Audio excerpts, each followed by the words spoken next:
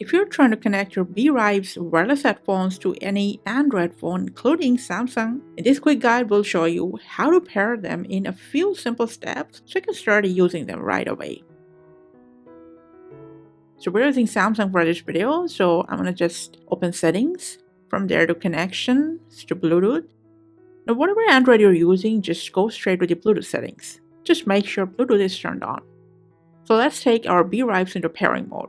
So if you press and hold this power button and turn it on, if it's not paired with any device, it'll go straight into pairing mode showing this red and blue LED.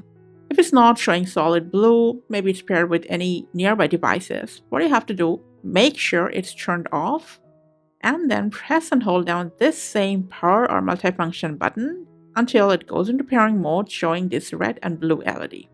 As soon as it does, the name will pop up on your Android Bluetooth list along with the model number. In our case, it's WH202A. Just tap on the name and tap on pair in this pop-up. That's it.